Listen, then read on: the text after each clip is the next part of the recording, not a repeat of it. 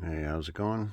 Just thought I'd make a little quick video about where my opal comes from, and just quickly acknowledge my two subscribers, Rickoman1, I think, and I'm not sure about the other one because it didn't really give me a name, but I think it might be Nerthan L.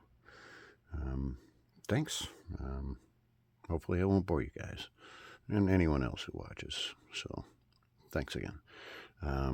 Anyway, where my opal comes from, in the beginning, it all pretty much came out of eBay. Didn't really know what I was doing, so I just kind of bought a lot of, I guess we'll just call it practice material, which I kind of needed. Short money, but nothing too spectacular.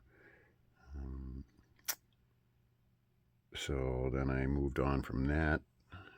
Still occasionally look in there, but you don't see much. But I moved on from that to opalauctions.com. It's a great place.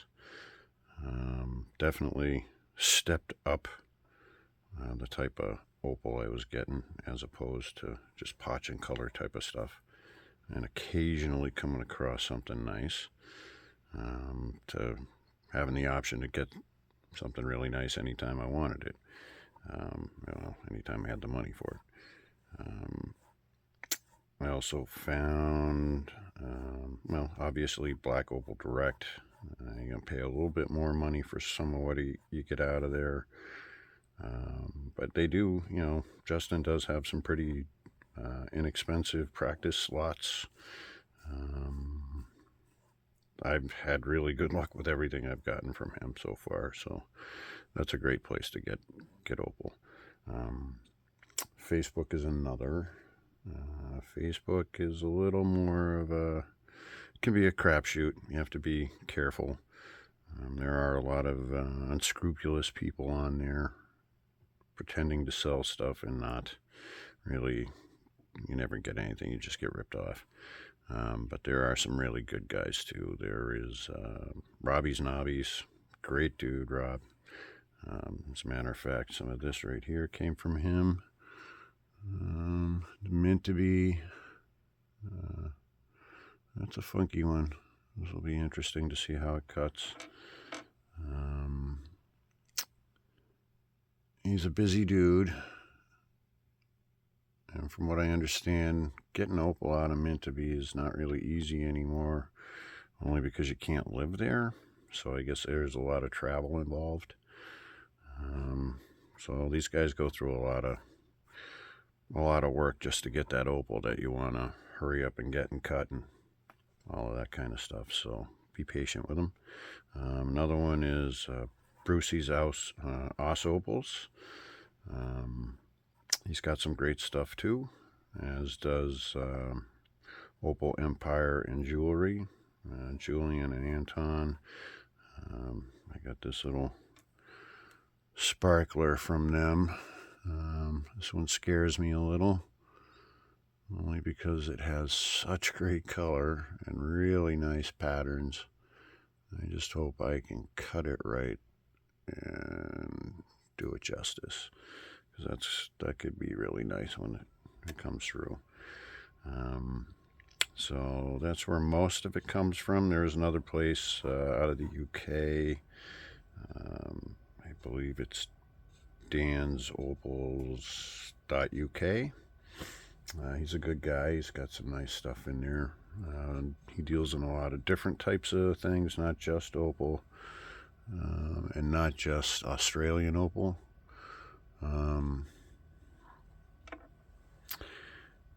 He's got some Walo and stuff like that too. I don't really get into that because, well, I just started cutting the Australian stuff. I do have some Ethiopian, but I haven't had really good luck with it. It doesn't seem particularly stable, at least not what I got. It's pretty, but it's weird.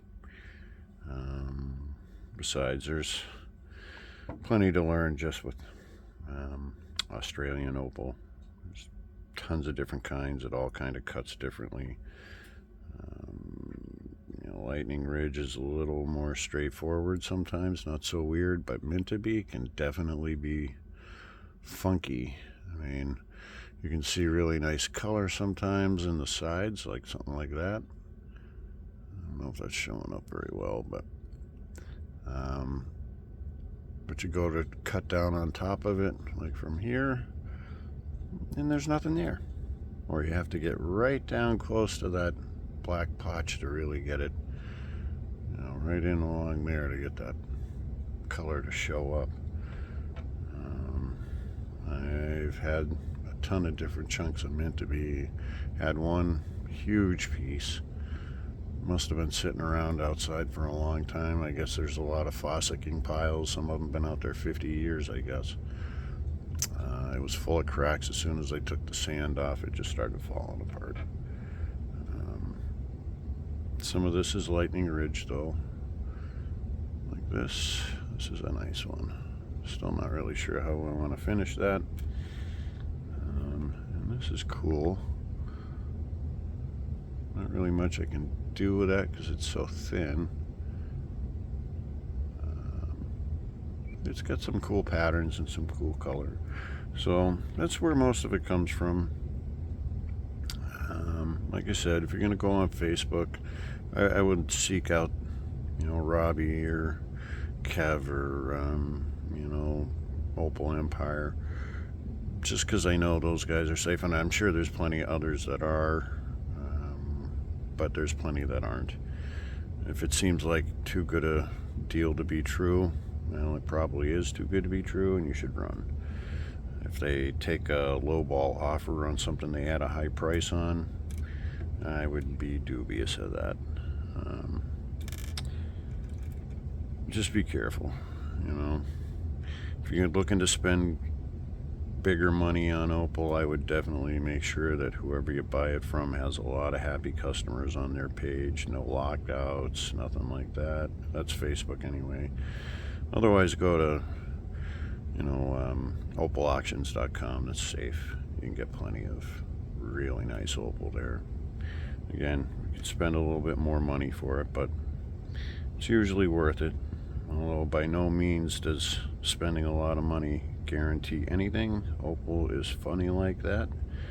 You could spend $5 or $5,000 and end up with the same nothing, or something really nice. Well, $5 ain't gonna get you something really nice, but you never know.